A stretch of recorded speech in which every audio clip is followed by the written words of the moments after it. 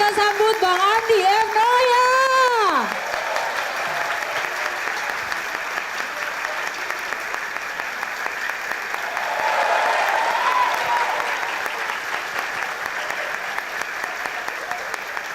Kita muda, kita muda, kita muda. Tepuk tangan untuk kita semua. Ya, ini kedua kalinya saya berada di Universitas BINUS.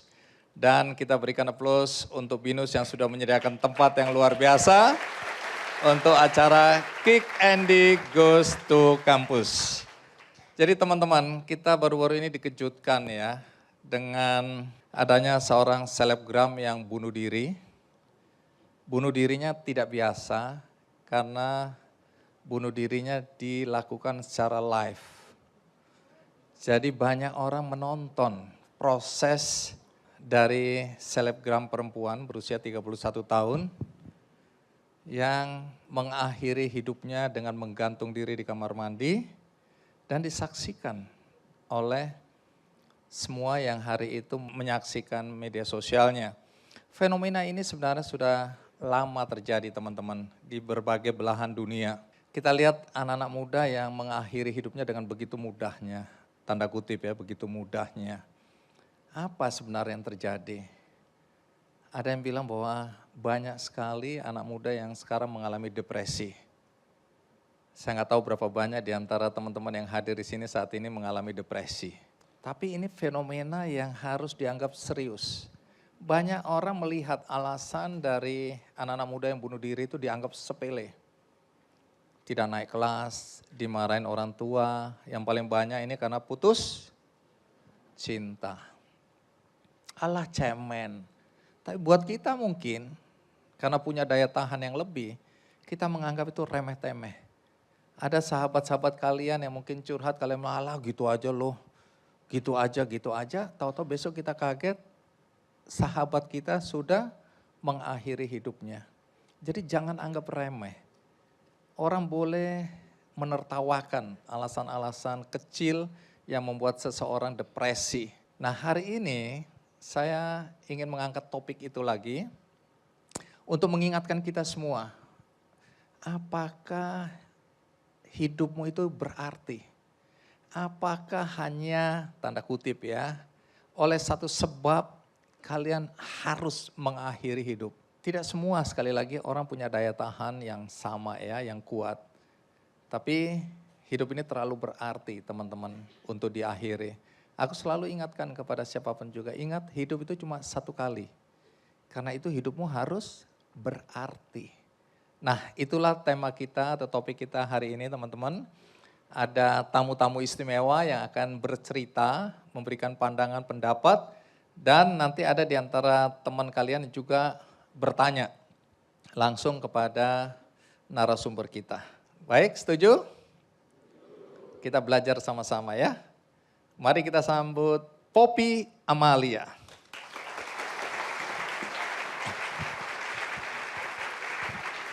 Mbak Poppy, terima kasih sudah hadir. Mau sapa teman-teman boleh? Hai semuanya, Waalaikumsalam, Assalamualaikum. Mbak Poppy boleh di sini dulu aja sebelum duduk. Saya ingin Mbak Poppy bercerita karena kenapa saya ajak Mbak Poppy untuk bercerita dan menjadi tamu di acara ini karena saya pernah mendengar satu statement yang menurut saya mengagetkan. Mbak Poppy bilang bahwa di Indonesia ini sudah ada darurat kesehatan mental. Jadi cerita sedikit ke teman-teman apa yang dimaksud dengan darurat kesehatan mental. Jadi darurat kesehatan mental itu kenapa? Karena hasil dari survei, kemudian juga penelitian riset yang dilakukan oleh beberapa universitas negeri maupun juga internasional terhadap keadaan Indonesia, serta dari Kementerian Kesehatan itu menyatakan bahwa dari 10 orang di Indonesia, 1 mengalami gangguan mental. 1, 2, 3. Jangan. Contoh. Kasihan nanti jatuhnya ke sini. Contohnya seperti itu, Iya, contoh ya. 1 dari 10 Dari 10. mengalami gangguan. Gangguan mental. Itu tahun 2018 memang riset yang dilakukan oleh Kementerian Kesehatan. Tapi mereka melakukan riset itu setiap 5 tahun sekali. Kemudian dari hasil survei juga ditemukan lagi hasilnya bahwa dari rata-rata yang mengalami gangguan mental, tahu nggak? Itu kebanyakan perempuan atau laki-laki. Siapa yang bilang lebih rentan terhadap kesehatan mental perempuan? Angkat tangan. Ih, dikit loh. Ih, sedikit. Iya kan? Laki-laki. Oh. Ya kan? Jadi hasilnya apa hasilnya? Saya juga ingin tahu. Saya juga ingin tahu. Berarti masih ngeblank ya informasi. Nah itu disebut dengan kesehatan mental yang krisis kita nggak paham banget mengenai hal tersebut.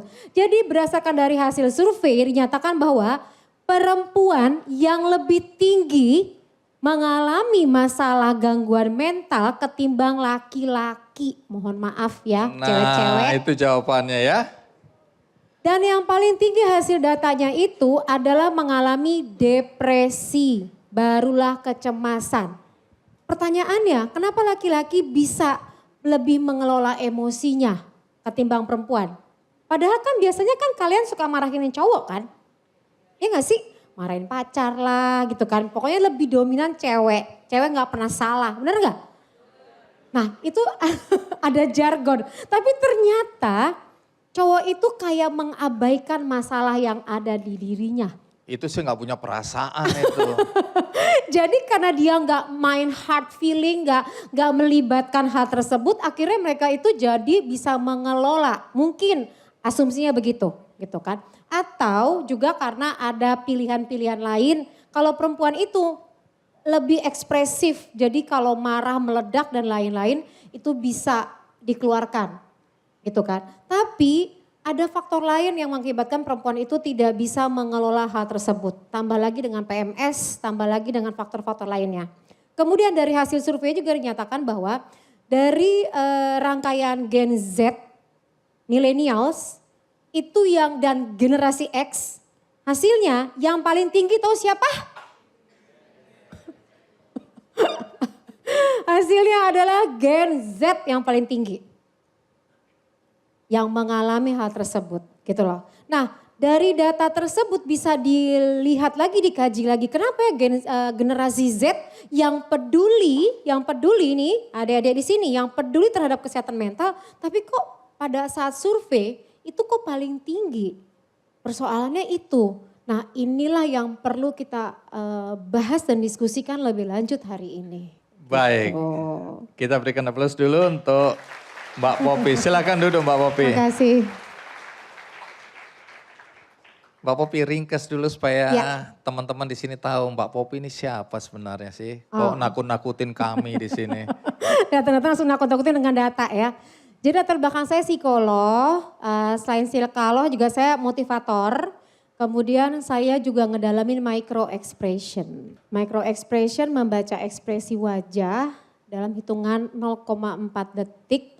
Saya bisa tahu apa yang di pikiran kalian walaupun kalian gak ngomong. Coba kita tes. Nah ini, sini. Kamu, ya hijau. Atau dua-dua. Ini Naik. beneran mau dia. Ayo, siapa naik dapat hadiah dari itu.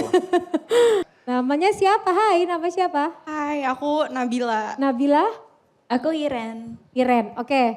Apa yang ingin Bang Andi ketahui dari mereka? Pertama tentang apakah mereka ini wanita-wanita yang penuh kasih terhadap pria-pria kesayangannya. Astaga. Oke. Soalnya di sini sekarang anak-anak muda terlalu banyak dusta. Coba, Oke, mereka ini Nabila. penyayang, pengasih atau gimana? Nabila, kamu orangnya pengasih nggak? Enggak sih. Enggak. Lihat, Dia udah takut duluan. pada saat dia ngomong enggak, tangannya dilipat ke belakang. Artinya? Pengendalian diri. Jadi sebenarnya dia punya kasih itu, cuman dia takut terjebak. Dia takut terjebak.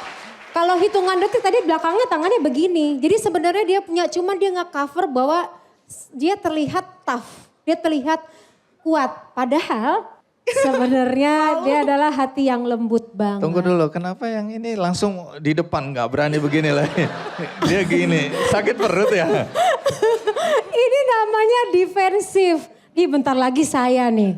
Gitu loh. Kayak oke, bentar lagi aku. Nah berikutnya Iren. Berikutnya apa yang kita ingin tahu? Biasanya apa yang ingin diketahui oleh anak-anak muda terhadap anak-anak muda lainnya? Iren, fakultas apa? Sistem informasi. Sistem informasi. Kamu suka nggak dengan bidang itu? Oh, ada 50% keraguan di situ. Banyak tugas? Lumayan. Lumayan, berarti karena tugas. Pak dosennya ada di sini. Dosennya udah kabur. Jadi Iren ini justru adalah perempuan yang tough ya. Tough dia menghadapi semua, cuman ditahan. Jadi cenderung tertutup. Enggak ngungkapin apa yang dirasakan gitu loh. Jadi itu yang mengakibatkan mulutnya dimingkemin pada saat saya bicara itu menyatakan bahwa apa yang saya sampaikan itu benar.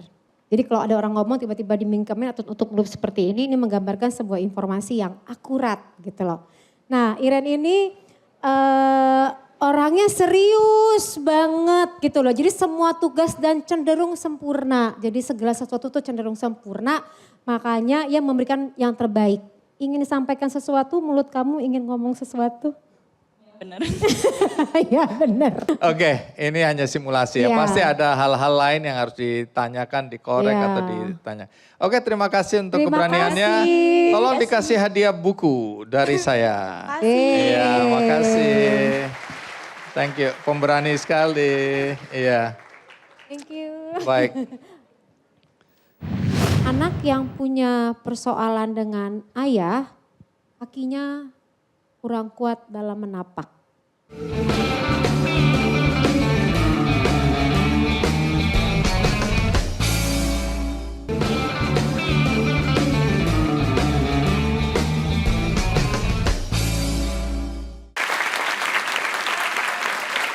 Mbak Popi ini psikolog, Iya, tapi Mbak Popi juga menyatakan darurat kesehatan Kesehatan mental mental. itu di Indonesia. Indikatornya apa darurat ini? ya karena makin hari makin kemari ini banyak tindakan-tindakan atau perilaku yang dilakukan oleh remaja ya khususnya ya. Usia 19 sampai dengan 25 tahun itu yang membawa ke arah orang-orang yang perilaku itu nggak diprediksikan gitu kan.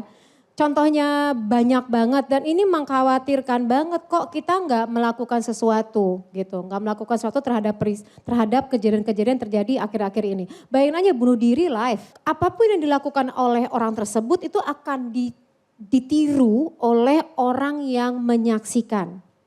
Dan kita menganggapnya itu biasa-biasa aja gitu loh. Kemudian banyak lagi kejadian tiba-tiba orang ngebunuh temennya. Ada kejadian mahasiswa yang ngebunuh temennya karena dia punya hutang. Kemudian beberapa kasus yang terjadi akhir-akhir ini perundungan. Perundungan juga begitu tinggi gitu loh. Tapi dianggap biasa-biasa aja. Perundungan ini terbatas pada bullying di sekolah, di kampus, ya, gitu ya. Itu contohnya baru-baru ini terjadi di salah satu sekolah ketarunaan ya. Itu memukul juniornya gitu. Itu baru terjadi. Dan makin kemari juga dapat bulian dari media sosial itu juga ingin mengakhiri hidup. Baik. Segitu mudahnya kalimat bunuh diri yang disampaikan gitu loh. Jadi tidak secara fisik bullying itu bisa menyebabkan seseorang depresi dan lain. Tapi tunggu dulu, klarifikasi yang dimaksud dengan gangguan kesehatan mental itu apa? Karena tadi kan Mbak ya. Popi udah ngitung 1, 2, 3, 4, 5 ini. Anak-anak ini mulai gelisah nih. Pulang-pulang Bu, katanya saya gila Bu.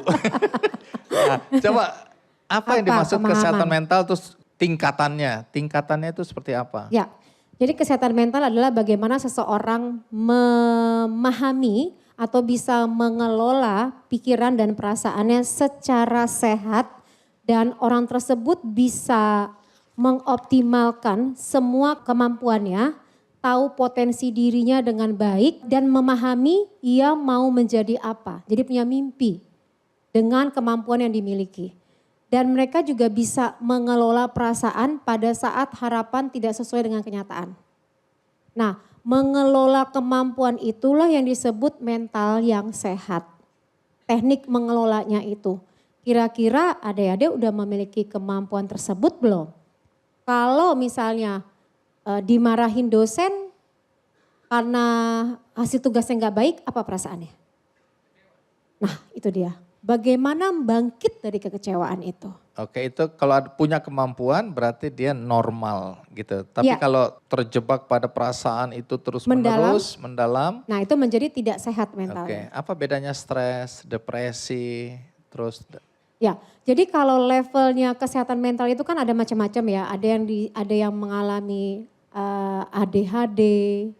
ADHD itu attention deficit hyperactivity disorder. Nah, ADHD itu bukan berarti dia itu mengalami gangguan mental dan tidak bisa disembuhkan ya. Karena gangguannya yang dialami ADHD itu adalah mereka itu gangguan perkembangan. Jadi ciri-cirinya kalau kamu, dan itu emang agak sedikit berbeda dengan gangguan mental ya. Kalau gangguan mental itu lebih ke arah dia mengalami depresi, stres gitu loh. Bahkan cenderungan ingin bunuh diri. Kalau depresi itu tingkat indikatornya udah tinggi. Kalau stres itu tertekan. Stres itu pada saat menghadapi tuntutan dia tidak bisa mengelolanya. Nah itu akan menjadi dampak terhadap stres. Tapi kalau dia bisa ngelola tuntutan yang datang, maka stres itu akan berubah menjadi eustress. Eustress itu dibutuhkan untuk orang-orang yang deadline kerjanya. Gitu. Kemudian ada lagi depresi. Depresi itu menangis tidak bisa berhenti 6 minggu. Jadi bawaannya pengen nangis tanpa alasan. Jadi kalau selama 6 minggu. Nah, terus-terusan. Terus-terusan. Jadi gini, bisa hari pagi ini enggak, tapi sore pengen nangis. Terus kalau kalian misalnya lagi jalan tiba-tiba denger lagu kok pengen nangis ya. Atau misalnya ngelihat pemandangan tek langsung gitu loh. Nangisnya nggak berhenti tanpa alasan. Jadi nggak ada yang menstimulasi dia untuk mengakibatkan dia harus menangis.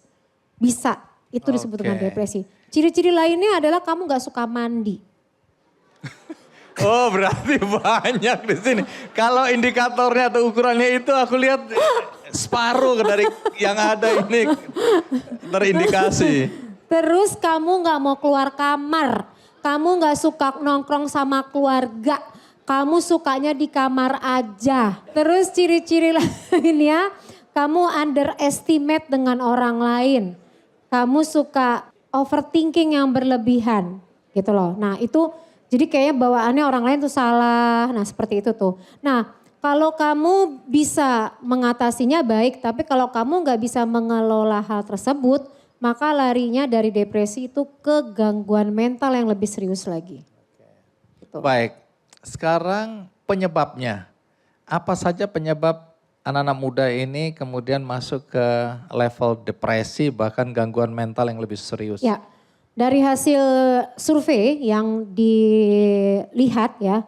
Jadi aku ngeliat hasil survei itu paling tinggi di kampus itu perundungan. Nomor 2 itu karena masalah percintaan. Terus juga masalah tugas. Kemudian juga masalah ketidakpahaman terhadap diri sendiri untuk mengelola rasa yang datang. Ditambah, jadi rasa yang datang itu tuh gini loh. Kamu tahu nggak kalau kamu lagi marah? Kamu kenal nggak kalau kamu lagi sedih? Kalau kamu tahu kamu lagi marah, angka 0 sampai 10 di angka berapa marahmu? Kalau kamu di angka 9, apa yang harus kamu lakukan supaya turun? Nah, itu namanya kecerdasan mengelola mental kamu. Jadi kamu bagaimana bisa men-switch, menurunkan, menaikkan. Oh oke, berarti aku lagi sedih. Pada saat kamu sedih, apa yang harus kamu lakukan? Apakah bermain dengan anjingmu? Apakah kamu bicara dengan orang yang bisa kamu percaya? Apakah kamu dekat dengan hubungan dengan orang tua? Seberapa seringnya kamu dipeluk? Anak yang sering dipeluk oleh orang tuanya merasa secure atau fulfill love. Kalau kamu merasa secure, kamu tidak akan merasa tertekan sebadai apapun kondisi hidup yang datang. Artinya faktor keluarga itu juga ada pengaruhnya untuk menimbulkan depresi bagi anak-anak. Sangat. Tuntutan dari lingkungan dalam hal ini anak pertama, anak kedua, anak ketiga. Tahu kan persoalan-persoalannya anak tengah tuh sering banget nyari perhatian. Anak pertama yang lebih dominan, anak bontot yang disayang. Nah itu menjadi polemik di dalam keluarga gitu loh. Nah orang tua yang tidak mengajarkan kecerdasan emosi pada anak sejak kecil, kecerdasan emosi itu gini. Kamu terlihat sedih, kamu terlihat kecewa, diajarkan perbedaannya. Dan si anak juga berani ngomong, kamu berani speak up enggak sama orang tuamu? Nah itu persoalan juga di antara runtutan penyebab orang mengalami masalah mental adalah tidak bisa mengungkapkan rasa dan orang tua yang tidak paham cara mengelolanya. Kemudian pada saat kamu terluka orang tua kamu mendengarkan atau menceramahi. Beda, jadi gini, kalau kamu punya masalah dengarkan dulu masalahmu, lalu keluarkan semua perasaanmu, baru kasih nasihat. Loh mereka belum jadi orang tua ini, belum jadi... Tapi mereka hubungan orang tuanya gimana? Atau begitu kamu speak up, udah deh kamu gak tahu apa-apa, mama yang lebih ngerti. Papanya gimana papa? Papa kayaknya rata-rata jarang ya untuk... Jadi mama yang lebih berperan di rumah ya? Ya biasanya gitu ya, kalau papa tuh... Curhatnya lebih ke mama? Dan memang perempuan atau ibu itu afeksi. Anak yang hubungannya baik sama ibunya biasanya afeksi itu perasaan. Dia baik. Itu jadi orang baik, jadi orang yang empatinya tinggi. Anak yang punya persoalan dengan ayah, kakinya kurang kuat dalam menapak. Itu fisik atau hanya Secara kiasan? psikologi. Oke. Tapi tunggu dulu, kenapa giliran ayah yang jelek gitu ya?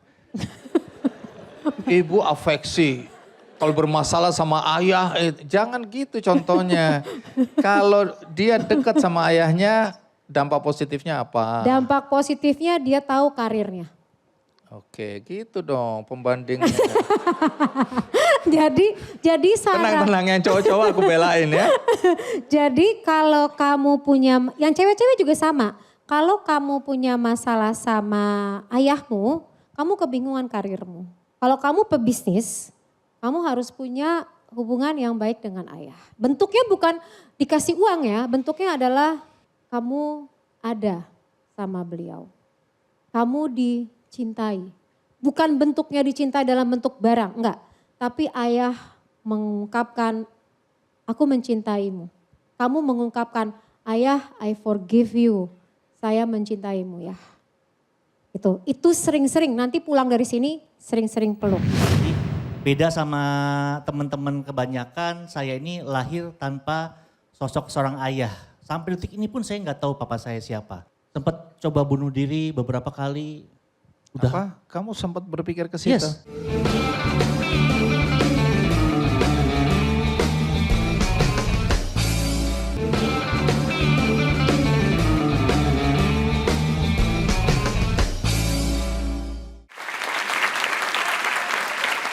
Baik, ini kelihatannya kita harus undang seseorang Ya. yang bisa nanti menceritakan pengalaman hidupnya. Yang luar biasa. Jadi saya ajak ke sini karena dia sudah secara terbuka menceritakan di media sosialnya tentang apa yang dialami. Saya pernah diundang kan untuk acara atau program yang namanya Fatherless. Jadi saya juga adalah produk Broken Home yang kemudian kehilangan figur ayah, idola ayah. Tapi saya beruntung karena bisa bertemu kembali dengan ayah saya ketika umur 13 tahun. Ya setelah orang tua berpisah. Tapi teman yang kita undang hari ini sampai detik ini katanya tidak tahu siapa ayahnya. Mari kita sambut Edo Zel.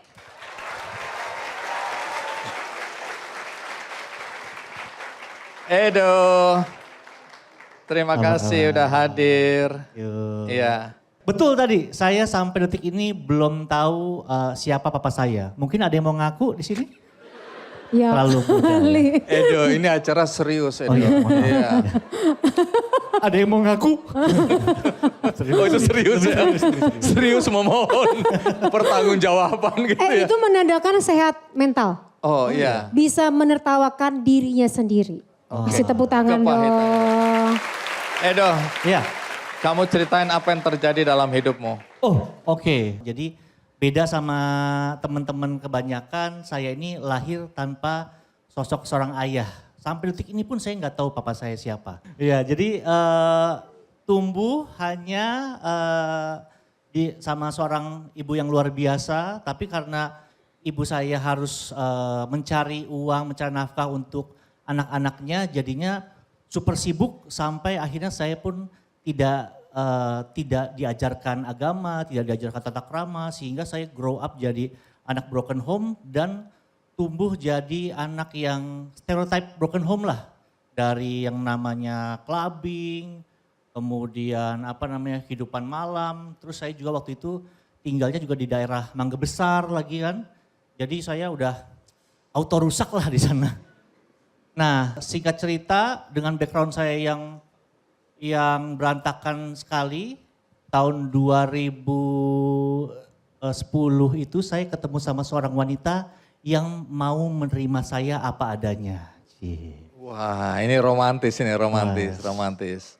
Akhirnya ya kita saling sayang, jatuh cinta, kita memutuskan untuk menikah tanggal 12 bulan 12 tahun 2012. Jadi waktu itu antara kiamat atau nikah ya. Tapi yang terjadi adalah awal tahun 2012 kita udah bikin tabungan bersama, kemudian udah DP apartemen untuk persiapan kita menikah, udah mau prewedding di Bali. Fotografernya juga sudah reki tempat dulu di Bali, udah ke Bali duluan. Nah, 2 minggu sebelum prewedding itu ada sebuah kejadian lah, saya menangkap dia bersama pria lain. Nah, akhirnya saya marah gitu, saya kecewa sampai akhirnya keluar kata-kata bahwa saya udah gak mau ketemu kamu lagi, saya gak mau ngeliat muka kamu lagi, kita selesai, kita gak jadi nikah. Meskipun saya yang memutuskan untuk itu, tapi saya yang sebenarnya hancur hati. Saya merasa orang yang menerima saya apa adanya, the only one yang bisa menerima kehidupan saya dengan masa lalu saya yang bobrok, satu-satunya orang yang menerima saya, yang mencintai saya, ternyata memperlakukan saya seperti itu. Wah, saya hancur. Saya sedih sampai gak bisa ngerasa lagi. Di situ mungkin saya belajar bahwa bedanya sedih sama depresi. Jadi kalau sedih ya kita bisa nangis, bisa keluar emosi. Saya pada saat depresi saya nggak bisa mengekspresikan diri. Hati kayak kosong, mati rasa gitu. Tiap malam itu di kos-kosan, kos saya di Tanjung Duren waktu itu. Saya tiap hari tuh merasa pengennya tidur aja, berharap pada saat saya bangun semua cuma mimpi. Harapan saya itu aja tiap hari. Malu, stres, depresi, kepala sampai pitak-pitak, botak-botak, alopecia. Tolong diralat kalimat tadi yang terakhir. Katanya mau serius ini, lagi sedih saya ini. Enggak, sampai pitak aja kan cukup. Oh iya. Sampai pitak-pitak teman-teman. Pitaknya tuh sampai jenggot saya sempat pitak juga. Nah, itu coba dihindari juga itu. Oh, iya.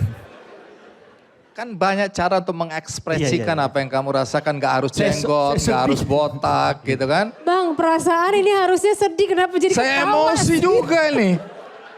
Saya kan punya keterbatasan, saya dulu mental health juga. Oke. Saya juga harus menjaga mental Cuma health karena tadi. dibilang generasi X harus kuat bukan strawberry, Yes. saya milih durian. Oh.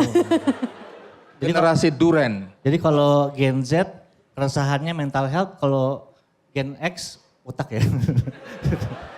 Lebih baik kamu lanjut aja Edo. Iya. Iya, oke. Aku nggak akan nyela lagi dah ya. Oke. Saya depresi itu sampai titik di mana saya sampai ngeblank, Kak. Jadi benar-benar tiba-tiba saya ada di tengah jalan malam-malam depan jadi Tanjung Duren ada pos polisi, tahu nggak lapangan yang sempat banyak makanan itu? Nah sebelahnya kan ada pos polisi. Nah itu saya tiba-tiba di tengah jalan situ. Tiba-tiba loh kok saya ada di tengah jalan gitu. Saya bingung banget. Terus ATM saya ada yang ganti pinnya. Pasti saya dong, tapi saya nggak ingat. Saya tiba-tiba ada di situ aja. Dan saya nggak tahu apa yang terjadi sebelum itu tiba-tiba saya ada di sana gitu. Wah di situ udah saya udah stres berat, saya udah coba nih ke teman-teman saya ngumpul-ngumpul, clubbing, happy pada saat di sana happy. Begitu pulang, wah every night is a very hard night, sendirian kan di kosan. Udah coba ke keluarga juga, ya sama mereka tenang. Tapi begitu pulang lagi ke kos-kosan, waduh berat banget. Sempat coba bunuh diri beberapa kali. Udah. Apa? Kamu sempat berpikir ke situ? Yes. Jangan ditiru ini. Iya. Yes. Jadi saya udah mencoba bunuh diri, udah stres itu. Berapa kali lagi itu? Hampir setiap malam. Kalau kepikiran untuk bunuh diri hampir setiap malam. Kalau mencoba ada dua kali. Oke, jangan ceritakan itu ya. Iya, oke. Ya, nanti jadi tutorial baru itu. Saya sempat sampai nyari tambang di Tanjung. Diulang lagi, aduh. Iya. Jangan didetailin. Udah itu terserah kamu lah. Nah, Aku mau pulang aja. saya mau kasih tahu. Jangan didetailin. Kalau di Tanjung Duren tuh nggak ada tambang ya, saya nyari nggak ada. tambah lagi. Makanya saya nggak jadi. Oke. Oke. Lihat Rafia nggak Tapi bisa. sekali lagi hati-hati ya teman-teman, ini Oke. cerita aja, oke. Ya, pokoknya saya salah satu yang mencoba bunuh diri dalam kehidupan saya tahun 2012 itu. Nah jadi 3 bulan saya stres, depresi, mau nangis nggak bisa nangis. Mau marah nggak bisa marah. Saya tiap hari tiduran di lantai, cuma natep atap, nggak mau makan, udah gitu aja hidup saya, bengong aja. Sampai satu titik dalam kehidupan saya, dalam 3 bulan depresi itu, saya punya teman memang yang saya memang nggak suka nih cewek. Kenapa saya nggak suka? Karena dia tuh fanatik banget sama kekristenan teman-teman. Jadi dia tuh, ini zamannya BlackBerry Messenger saya teman-teman. Jadi dia tuh kalau update status pasti ayat Alkitab. Terus kalau dengerin lagu pasti lagu rohani. Kalau BlackBerry Messenger itu kalau denger lagu kan muncul. Dengerin lagu rohani ini. Saya ngeliat orang yang seperti ini sebagai orang yang agnostik dulu. Saya benci banget. Kenapa kayak aduh ini fanatik banget sih. Ngapain sih gue tau lah lu cinta sama agama lu tapi gak usah posting-posting lah. Gak usah update-update status buat diri lu sendiri aja. Di tengah kegelisahan saya yang nggak tahu mau kemana, ke teman-teman nggak bisa happy, ke keluarga nggak bisa happy. Akhirnya saya penasaran, apa sih yang ngebuat teman saya ini cinta banget sama agamanya gitu. Saya nggak pernah diajarin agama sama mama saya penasaran lah, saya jalan lah dari Tanjung Duren tuh, Jalan Alpukat, jalan ke Central Park. Jalan ke Central Park, saya nanya sama satpam, saya dengar ada gereja di sana kan. Saya tanya sama Pak Satpam, Pak di sini gereja ada di mana? Oh ada 3 deh, ada yang di taman, ada yang lantai 8, lantai 11. Akhirnya yaudah saya ikutan ibadah, ada worship leader, WL-nya suruh berdiri, saya berdiri, WL-nya suruh duduk, saya duduk. Suruh kayang, saya kayang deh, pokoknya terserah dia lah. Saya kan gak mau terlihat berbeda ya. Masa kan yang lain berdiri, saya duduk kan beda banget. Nah, habis itu ada yang khotbah tuh. Saya nggak tahu yang khotbah siapa, saya nggak ngerti isi khotbahnya apa, tapi yang saya tahu saya nangis. Wah, nangisnya bukan yang nangis yang berkaca-kaca kalau lagi nyanyi-nyanyi lagu Kristen ya enggak. Nangisnya level Samyang udah gitu. Yang udah nangisnya bukan dari mata doang, dari hidung juga keluar gitu. Tolong jangan jorok gitu ya. Biar mendalami kejadian saya waktu itu. Dan saya waktu itu nggak siap untuk nangis gitu. Jadi dan nangisnya tuh saya bukan pada saat, kalau lagi nyanyi-nyanyi ya, mungkin teman-teman yang Kristen tahu ya. Kalau lagi nyanyi-nyanyi, nangis tuh tutupan musik. Ini lagi khotbah saya, jadi ganggu satu ibadah saya itu. Sendirian, nangis sendirian. Iya sendirian. Orang ngeliatin dong. Dan bukan di momen yang mengharukan gitu. Karena saya nggak ngerti dia ngomong apa. Saya nangis aja gitu. Udah dikasih tisu, saya ambil ya serot-serot masih nangis, kasih tisu lagi masih nangis. Pulang dari gereja saya, wah lega banget Pak Andi. Bayangin 3 bulan gak bisa nangis, tiba-tiba nangis mudak. Benar-benar lega banget. Akhirnya Minggu depan saya gereja lagi, nangis lagi, pulang lega. Minggu depannya saya gereja lagi, nangis lagi, pulang lega. Jadi saya ke gereja numpang nangis sebenarnya. Tapi lama-lama saya belajar tentang agama, belajar tentang Tuhan dan ngerti, diajarin apa arti purpose. Apa arti tujuan hidup. dari hidup gitu. Karena tujuan hidup ini sebenarnya adalah pamungkas di mana kamu menceritakan tentang turning point-nya ya. Saya jadi udah hancur hati, hancur keuangan. Dan saya hancur karir juga. Kenapa? Karena saya kerjaannya MC.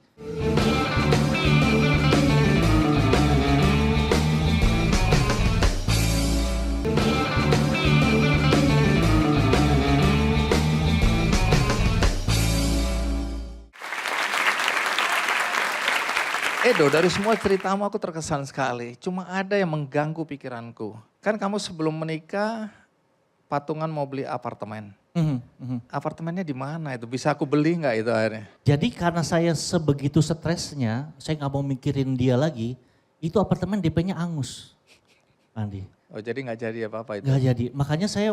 Tambah nangis itu. Oh Tambah jangan-jangan nangis yang berikutnya adalah nangis ini. Betul, saya jadi udah hancur hati, hancur keuangan. Dan saya hancur karir juga, kenapa? Karena saya kerjaannya MC. Jadi MC wedding. Dan itu kamu tidak lakukan apa-apa lagi? Saya nggak sanggup. Karena pada saat saya MC wedding, yang nangis saya bukan orang tuanya. Dan ini beneran, saya sumpah demi Tuhan. Yang nikah siapa, yang nangis saya. Gitu. Jadi Itu bagus, orang tuanya pikir gila MC aja sampai terharu. Padahal kamu lagi mikirin nasibmu ya. Iya jadi Okay. saya udah hancur ekonomi, hancur karir, hancur hati, ya itulah titik terendah saya. Baik Edo, sorry ya kalau kita ketawa-ketawa padahal itu penderitaanmu ya. Manusiawi lah, kita selalu senang melihat penderitaan orang. Kok gitu pesan moralnya kok gitu ya? Nah, Mbak Popi, coba kasih perspektif melihat apa yang terjadi dalam kehidupan Edo. Ya, jadi dari gambaran ini tadi kan hancur karir karena kesedihan. Kesedihan itu karena depresi. Depresi itu pasti pengennya tadi nangis tanpa alasan. Nah, ini depresinya udah lebih dalam karena nggak bisa ngungkapin rasanya lagi. Nah, itu ditimbulkan oleh kehilangan orientasi waktu dan tempat. Tiba-tiba ganti PIN, tiba-tiba berada di sebuah tempat. Nah, pada saat berada di gereja, begitu mendengar seseorang figur otoritas yang bicara sesuatu hal, disitulah bisa meledak dan bisa mengeluarkan perasaan. Datang terus menerus beberapa waktu, itu intens, itu sama aja kayak konseling seperti itu kan. Nge-charge lagi, maka pada saat nge-charge lagi rejeki pun datang lagi kan. Banyak lagi berlimpahan dan lain-lain. Karena memang ada related sih. Kalau kita punya perasaan sedih, itu dibiarkan, nanti pengaruh sama energi kita yang lain gitu loh. Kemudian kenapa punya perasaan sedih? Karena ditinggal, kan ada perasaan ditinggal. Tadi saya mengutip kalimat ya bahwa bayangkan orang yang saya cintai dan mau menerima saya, satu-satunya orang yang saya percaya itu meninggalkan saya. Disitulah hancur hidupnya. Karena merasa saya ditinggal dan saya sendiri. Satu-satunya orang yang memahami saya pergi. Berarti untuk apa saya hidup lagi? Nah itu titik baliknya kenapa akhirnya mau mengakhiri hidup. Karena depresi tadi. Karena memang Bang Andi, pada saat perasaan, itu disimpan di mana sih perasaan? Ada yang tahu nggak? Di mana? Hati di mana? Hati di otak. Aduh aku gak enak perasaan, kayak nggak mungkin ya. Sentuh bagian perasaan. Kamu kalau misalnya punya perasaan nyimpennya di mana? Itu apa? Jangan didengkul gitu masa ada yang bukan. Itu apa namanya? Jantung. Hati di sini, liver. Nah, perasaan nyimpen kesedihan dari kecil karena organ pertama yang Tuhan kasih itu kan jantung. Dari kecil kamu nyimpen perasaan terus menerus itu perasaan disimpan. Yang disimpan tuh sedih. Nah, sedih kalau jantung kita sedih copotin dari tubuh, jantung itu bisa bertahan 2 jam. Namanya transplant. Ditransplant jantung, pindahin ke tubuh manusia, maka perasaan manusia yang meninggal itu pindah. Jadi depresi itu tidak gampang untuk diselesaikan begitu aja. Dan jangan menganggap underestimate, oh itu biasa aja, oh itu stres. No, itu bukan stres. Itu depresi ya depresi. Depresi itu tadi, maka kalau kamu bilangnya Ada orang yang bicara agama, karena pada saat orang depresi dia nggak peduli masalah agama, dia nggak peduli masalah apapun gitu loh. Karena dia nggak tahu bagaimana mengelolanya. Nah pada saat kamu kebuka pikirannya, temanmu masuk, lalu kamu akhirnya bertemu dengan Tuhan, maka perubahan itu terjadi gitu kan. Kayak oke, open, saya terima gitu. Tapi kalau kamu bicara dengan orang yang mau bunuh diri, detik ini nih kita ngomong sama orang bunuh diri, kita nggak bisa ngomong dosa sama dia. They don't care. Dia nggak peduli tentang dosa. Dia nggak peduli. Dia hanya berpikir sakit banget gitu. Pada saat kita tahu bahwa persoalannya adalah putus pacar atau ditinggal kawin, kalau orang lain yang nggak paham kan kayak masalah kecil ya, padahal itu besar loh. Jadi kalau misalnya kamu punya adik atau temen yang lagi tertekan, jangan dibiarkan. Tadi kan bilang, ketemu sama keluarga tenang, habis itu masuk kamar, karena orang depresi jangan dibiarkan sendiri. Dia harus didampingin, harus. Karena tadi keinginannya terus menerus. Nah, perasaan depresi ini bisa dirasakan oleh anak-anak dari usia berapa sampai berapa yang dia bisa tahu bahwa dia mengalami gangguan dan ini Secara adalah mental. sebuah depresi. Ya, saya pernah melakukan uji coba ini, saya membuat relaksasi untuk anak. Uji coba ini ya, karena kan kita tahu bahwa yang pada saat udah bisa mengungkapkan perasaan udah berarti anak-anak yang bisa ngomong dan lain-lain. Ini ada orang tua di relaksasi saya di YouTube saya, jangan lupa nanti lihat YouTube saya Poppy Amalia. Apa nama? Poppy Amalia. Cuma Poppy Amalia aja? YouTube, Oke. di situ ada relaksasi for kids. Jadi saya kasih untuk anak, dan ada orang tua yang nyobain untuk anak umurnya 1,5 tahun sampai 2 tahun. Ternyata dia nangis tuh anak. Jadi pada saat melepaskan perasaan itu anaknya kayak jadi menurut saya dari umur 1,5 tahun anak udah bisa merasakan perasaan. Jadi jangan dikira bayi itu nggak bisa ngerasain perasaan ibunya. Makanya hati-hati dengan perempuan hamil kan. Dia harus dikelola. Nanti Edo juga cerita ya. Tetap aja gini, saya nggak tahu berapa banyak di antara teman-teman yang sekarang hidup tanpa ayah. Apakah ayahnya pergi meninggalkan ibu atau meninggal? Ini ada ya. Ada lagi? Ada, iya banyak sekali nih. Ya, tadi aku udah bilang kan Ini pasti juga banyak energinya ya. sama. Saya kasih perspektif sedikit soal usia ya. Jadi teman-teman, ini memang kita nggak bisa anggap enteng perasaan anak-anak. Jadi satu hari ini kira-kira 13 tahun yang lalu saya angkat kisahnya di Ki Candy. Jadi seorang anak SMP, anaknya tukang jual bubur, maaf ini gantung diri. Namanya Evi, saya masih ingat itu. Kenapa? Dia dibully di sekolah. Karena teman-temannya tahu bapaknya itu tukang jual bubur. Jadi selalu, bapaknya namanya Pak Joko. Jadi selalu Evi anaknya Jokbur, Joko tukang bubur gitu kan. Itu dibully setiap hari. Terus dia bilang sama ayahnya, Bapak aku tak pulang ke desa aja. Dia orang desa, saya lupa desanya di mana. Kayaknya di Jawa Timur. Bapaknya bilang sabar Tona, dia bilang gitu. Nanti Bapak anterin kamu pulang ke neneknya. Besok lagi dia bilang, Pak ayolah Pak aku udah gak tahan. Ayahnya kan menganggap sepele ini perasaan anak-anak. Dia bilang udahlah nak sabar. Satu hari bapaknya pulang, anaknya udah gantung diri. Baru bapaknya nyesel, kenapa aku membiarkan anak ini dengan perasaannya sendiri berlarut-larut hari demi hari. Seandainya hari itu dia bisa bawa anaknya pulang, gak akan kejadian gini. Jadi jangan anggap enteng terhadap perasaan anak-anak ya. Ya, Jadi benar. Penting. Jadi sampai sekarang kamu belum tahu siapa ayahmu? Belum tahu.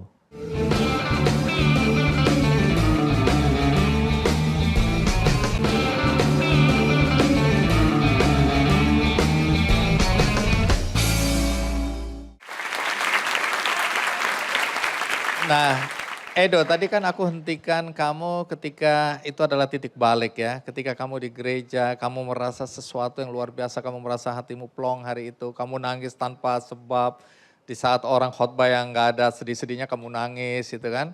Itu sebenarnya memalukan itu ya. Dikit lagi ya. Iya yang terakhir itu. Tapi Edo, teman-teman pasti ingin tahu, lalu kapan persisnya kamu bisa bangkit kembali dalam kondisi yang akhirnya seperti Edo yang kita kenal hari ini? Pada saat saya ngerti yang namanya purpose. Tujuan saya hidup dan ada ini untuk apa. Bagaimana cara saya bisa menemukan purpose itu? Satu, saya pastinya ngelihat ada sesuatu yang lebih besar dibandingkan kita semua gitu. Yaitu Tuhan itu sendiri. Kedua, karena saya belajar bahwa segala sesuatu yang Tuhan izinkan terjadi sama kita, itu gak pernah sia-sia, pasti ada rancangannya. Maka saya mikir, kenapa saya harus lahir tanpa seorang ayah? Terus kenapa saya harus miskin? Kenapa saya harus pernah tinggal di pinggir kali? Kenapa saya harus pernah homeless? Kenapa saya dan lain-lain lah. Dan ujungnya adalah kenapa akhirnya saya dimenangkan kembali karena sebuah status sosial media di BlackBerry Messengers. Dari situ saya mencoba menggabungkan maksudnya Tuhan apa sih?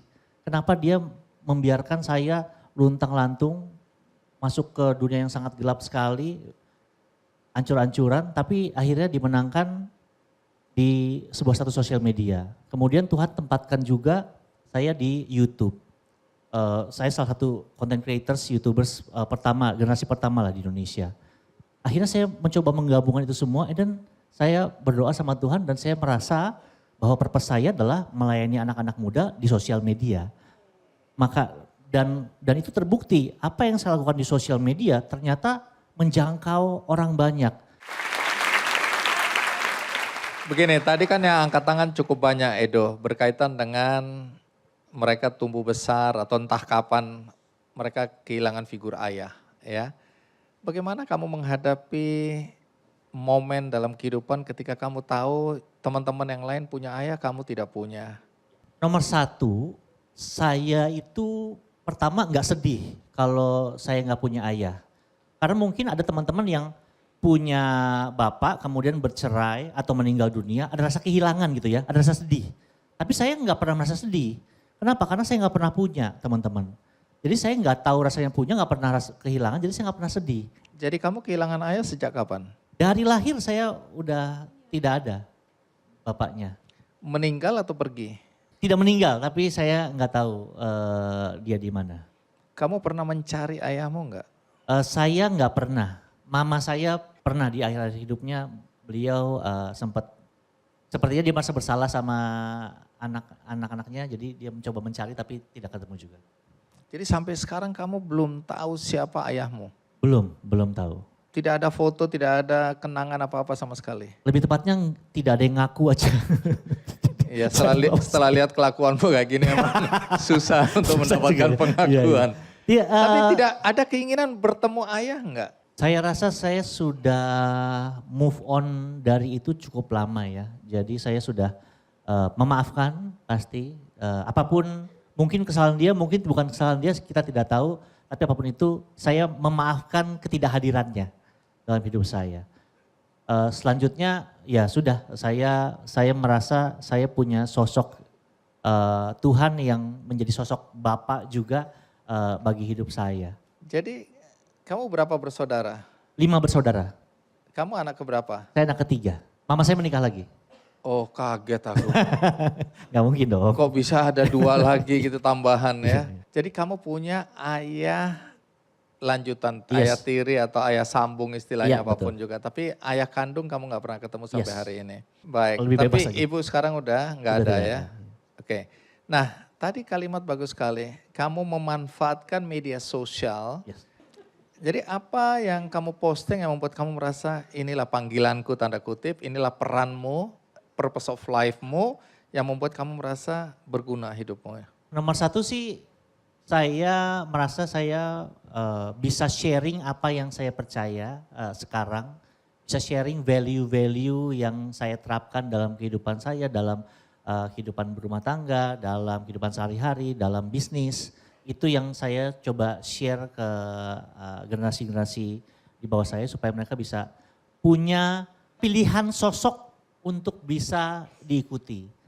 Karena ya ternyata menurut data juga kemarin Indonesia ini generasi fatherless kedua terbanyak di dunia. Jadi ya saya merasa terpanggil untuk jadi koko online-nya mereka lah disebutnya. Cuma sekarang kayaknya lebih cocok dipanggil bapak online-nya. Jadi karena saya sudah agak lebih tua lagi gitu. Jadi ya saya merasa saya pengen sharing ke teman-teman apa yang saya telah pelajari dalam kehidupan saya. Tadi kamu bilang kamu udah menikah, nanti cerita ya. Yes. Udah punya anak juga ya? Sudah. Oke, nanti cerita kehidupanmu yang baru ini. Tapi ke Mbak Popi. Mbak Popi, ini kan media sosial dan ini sebagian besar ini anak-anak komunikasi nih. Pengaruh media sosial pada gangguan Remaja. kesehatan anak-anak muda terutama Gen Z ini atau generasi Z ini bagaimana? Oh itu luar biasa ya. Jadi mereka ini karena terus-menerus melihat media sosial, itu yang diperlihatkan media sosial tadi, yang ketulusan itu kan tipis banget ya, jarang gitu kan. Kebanyakan yang ditunjukkan adalah yang lebihnya aja kan. Nggak mungkin dia posting lagi jelek, pasti kan lagi cantik-cantiknya. Nah pakaian juga gitu, nggak mungkin pakaian apa adanya, pasti lagi pakaian terbaik-terbaiknya mereka. Nah ini dibandingkan nih sama si penggiat media sosial ini ngebandingin, jadi membuat mereka tuh insecure. Kemudian kalau terus-menerus memegang handphone, terus-menerus itu bisa mengakibatkan perasaan kecemasan, khawatir. Cemas itu belum terjadi, udah kamu takuti. Kalau takut itu kejadian depan muka, beda ya. Takut itu depan muka, cemas itu belum terjadi. Jadi kamu udah mencemaskan peristiwa yang belum terjadi. Nah itu yang muncul. Kemudian walaupun lebihnya adalah informasi yang masuk lebih mudah diakses. Tapi tidak ada penyaringan karena visual atau gambar itu langsung nembus critical area otak. Sehingga apapun yang kita lihat, kita lakukan. Jadi children see, children do. Anak-anak melihat, anak-anak melakukan. Jadi bukan mendengar, tapi apa yang dia lihat dia lakukan. Makanya apapun yang kita lihat dari tokoh yang kita tonton, kita akan melakukan itu. Itu akan membius kita tanpa terasa masuk ke bawah sadar. Nah makanya dampaknya adalah perilaku-perilaku yang tidak disaring, westernisasi, globalisasi itu juga membawa dampak negatif. Kenapa? Kalau nggak disaring, ya ke depannya khawatirnya mentalnya lemah. Jadi kalau ada apa-apa dari dunia di luar, kita tuh nggak bisa backup karena loss kan. Nah itu dampak daripada negatifnya. Jadi jangan lama-lama megang medsos. Udah gitu penelitian yang disampaikan dari beberapa negara, negara yang paling bahagia, tahu negara siapa? Indonesia? Tidak. Tahu negara mana? Finlandia. Kenapa Finlandia? Indonesia tahu peringkat berapa? 110. 82. 82. Ya 82 kalau nggak salah saya ya datanya. Nanti kemudian Finlandia. Kalau nggak salah saya nanti tolong dicek lagi lah ya peringkatnya Indonesia. Finlandia tuh tertinggi kenapa? Karena tidak banyak yang menggunakan media sosial. Jadi mereka lepas media sosial. Kita kan kalau di dunia peringkat nomor berapa? Pengguna media sosial. Nomor 1. Nomor 2. Nomor 2 ya? Nomor 2 dunia. Ya ada India, ada China itu yang terbanyak ya. Iya bayangin. Nah terus mereka juga tidak dibebani oleh kurikulum. Di Finlandia. Di Finlandia. Pendidikannya sering ditiru ya. Swedia, Ya. Belgia, Finlandia itu negara-negara yang bahagia luar biasa. Tidak ada korupsi. Nah Indonesia kan kebalikan-kebalikan semua tuh dari yang tadi Finlandia. Berarti kesimpulannya apa? Ya kamu kalau misalnya kamu lagi tertekan atau kamu lagi stres ya. Stres itu levelnya macam-macam. Ada stres level 1, 2, 3. Pokoknya kalau kamu udah masuk ke GERD, kamu level 4. Kalau kamu kena MAH, kamu level 3. Kalau kamu gak bisa tidur malam, kamu udah level 4. Ya. Kalau kamu udah bolak-balik ke ICU, kamu level 6. Abis level 6, kamu depresi. Ciri-cirinya, kamu gak ada sakit apa-apa dicek, tapi merasa sakit, kamu di level 6. Gitu. Nah, kalau kamu overthinking, kamu level 4 atau level 5. Hati-hati ya kalau overthinking malam-malam mikir, gak bisa tidur tuh. Nah, hati-hati itu. Nah, kalau udah Jadi sampai... udah gak usah mikirin saya ya malam-malam. Tidur aja gak apa-apa ya. Saya lihat sedih loh, saya udah bilang udah gak usah mikir-mikir saya. Mereka masih itu. Jadi solusinya adalah kalau kamu tertekan, lepas handphone dulu 1 hari. Putus deh situ sama mantan. Lepas handphone, lalu kamu nikmati, enjoy your moment. Kamu pergi kemana bukan healing ngabisin duit. Yang kamu bilang healing itu salah. Karena kalau healing itu ngabisin duit itu namanya holiday. Kalau Alasan aja berarti iya, ya. Kalau Setelah healing, uangnya habis tambah depresi. Naik level 6. Makanya kalau kamu healing, kamu harus ada treatment. Treatment itu harus pulang-pulang kamu lebih baik gitu loh. Itu namanya healing. Jadi jangan cepat banget bilang kamu mengalami masalah itu. Nah itu perlu pada saat kamu sendiri, kamu carilah pengenalan diri sendiri. Siapa kamu? Kamu mau kemana? Purpose tadi. Apa yang kamu inginkan dalam hidupmu? Bikin perencanaan itu. Untuk apa kamu kuliah di sini? Untuk apa kamu datang di acara ini? Kenapa kamu ada di dunia? Itu bikin. Baik, menarik sekali. Jadi ini nasihat saya nonton itu Ki Candy, jangan seruput nendang apa itu. Anaknya itu anaknya. Oh anakku ya? Anak sendiri. Oh iya aku sendiri. Anak sendiri. Jangan Ki Candy.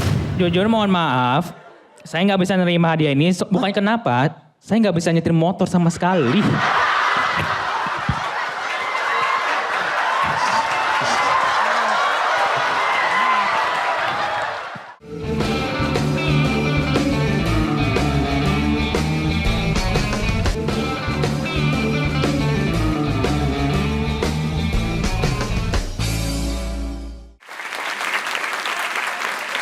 Sudah waktunya kita minta mahasiswa untuk duduk di kursi yang ini ya. Mau di roasting? Untuk bertanya. Enggak di roasting. Kirain di roasting. Ini acara baik-baik ini. Acara Ki Candy selalu menyenangkan, inspiratif ya. Termasuk hostnya itu keren banget itu. Daripada seruput nendang. Anaknya siapa itu ya? Anak Anda. Baik, ini sudah ada pertanyaan dari Najwa, Mass Communication. Jadi namanya, iya boleh kamu salaman. Iya, terima kasih. Najwa atau Naswa? Nazwa. Oh Nazwa. Oke, Naswa silakan duduk di sini Naswa.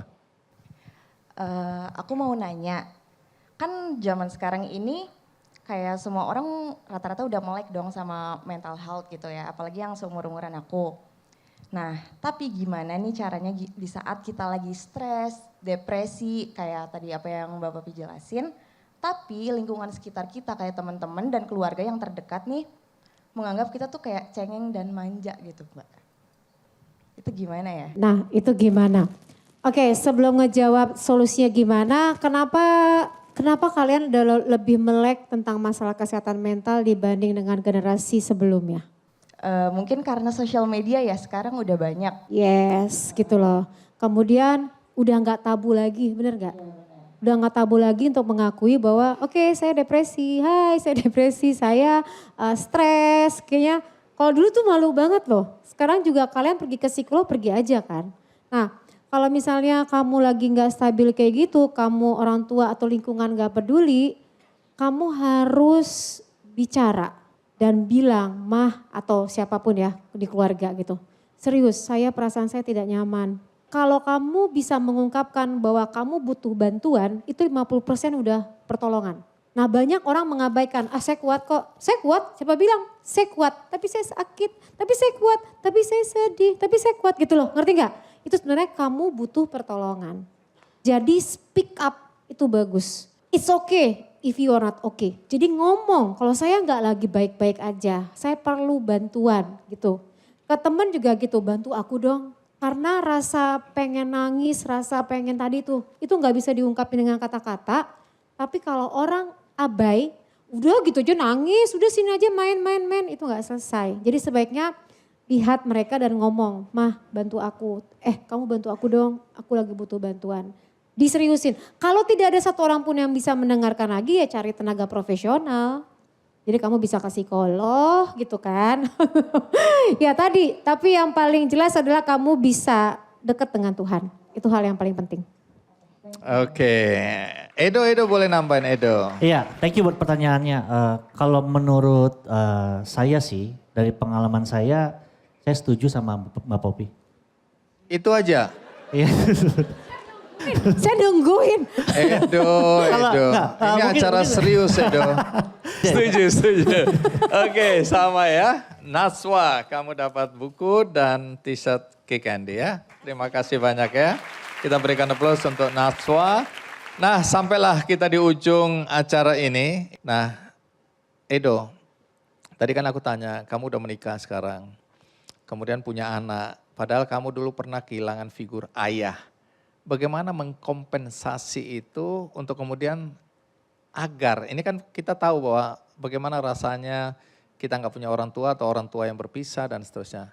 Bagaimana kamu dari pengalaman masa lalu kamu menerapkan itu dalam kehidupanmu? Satu kepada istri ya, kedua kepada anak.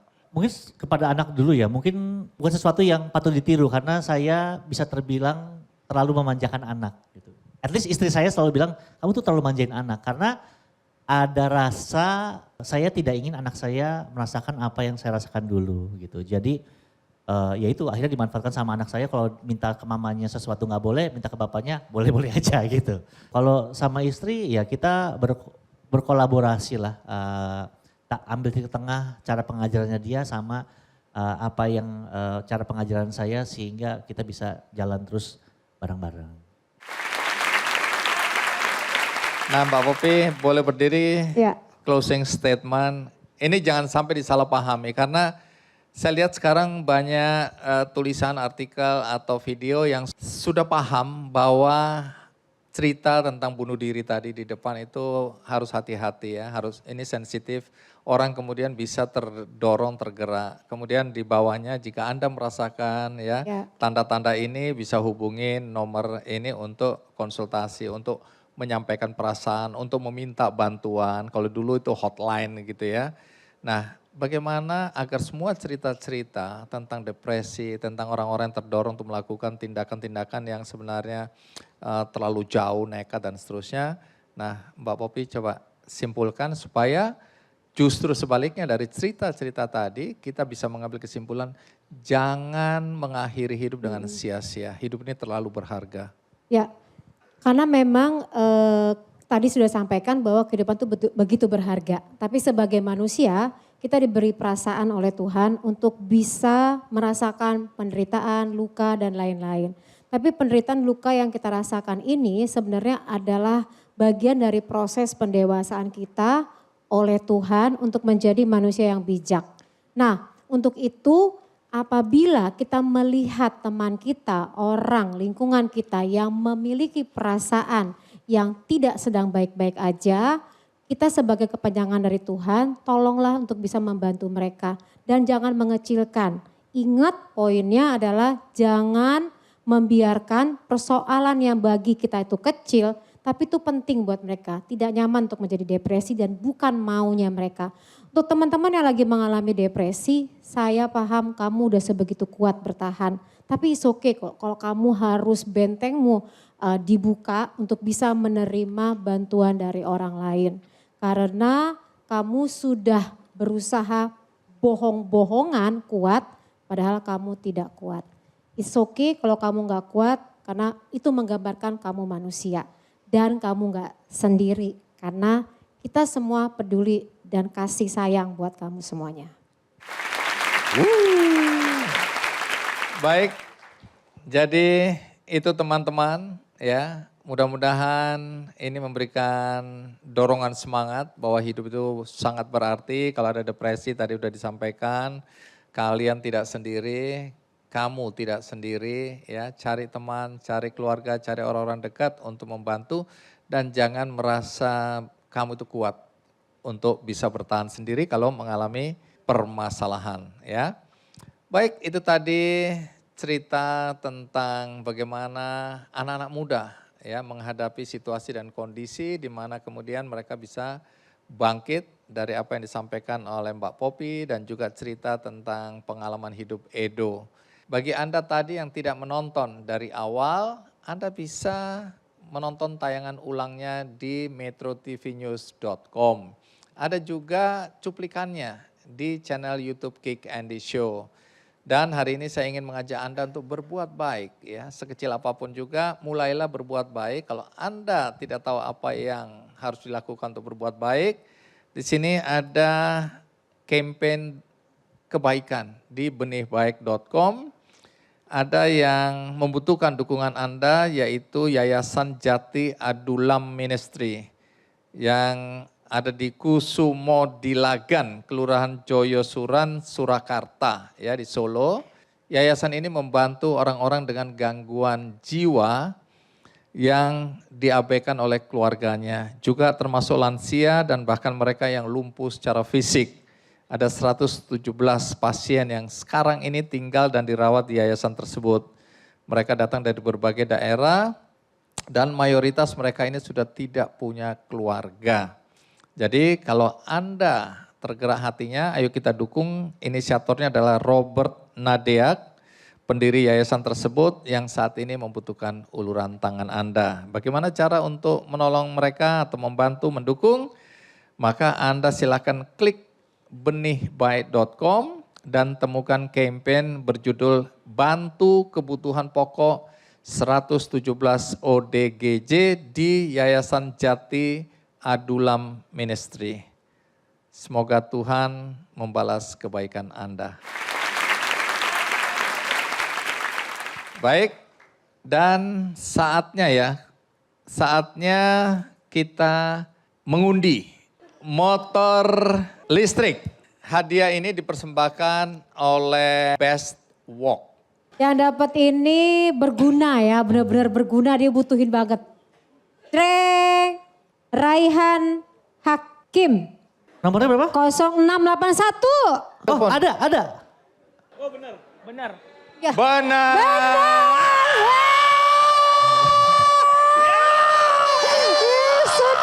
Matanya kosong. Aduh. Jadi ini kunci motor. Jujur mohon maaf, saya nggak bisa nerima hadiah ini. Bukan kenapa, saya nggak bisa nyetir motor sama sekali.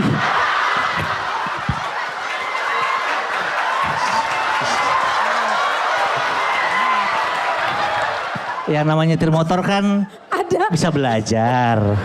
Bang, ada. Kalau nggak mau juga bisa dijual.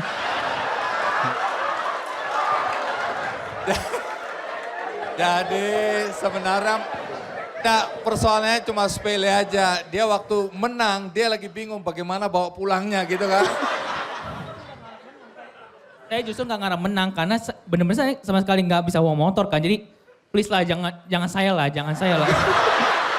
Ih. Jadi ada opsi, kamu tenang aja, Ya. kamu tetap terima, kamu pikirkan. Mungkin kamu mau kasih siapa, atau nanti kamu mau jual, atau kamu mau pakai sendiri belajar dulu kursus, bisa. Terserah kamu. Gimana? Saya pilih teman saya aja Pak. Oke, tenang dulu, jangan kamu. Bentar, kamu yakin nggak kena hipnotis teman kamu ya? Enggak, serius. Teman-teman, seumur hidup saya belum pernah mengalami pengalaman seperti ini. Sama, saya juga.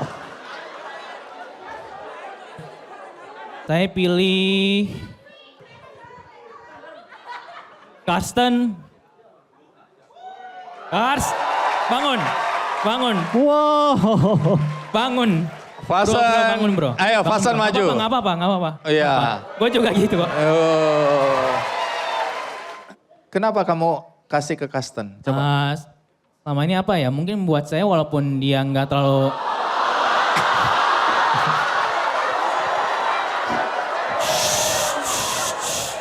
Teman-teman tam dulu ya. Belum. Tahan dulu ya. Sabar.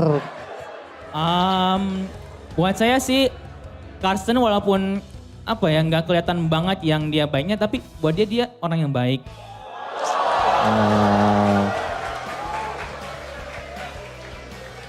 Baik, Karsten, dia percaya bahwa kamu lebih tepat untuk menerima sepeda motor listrik ini.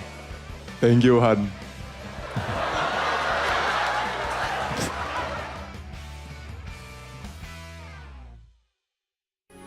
Metro TV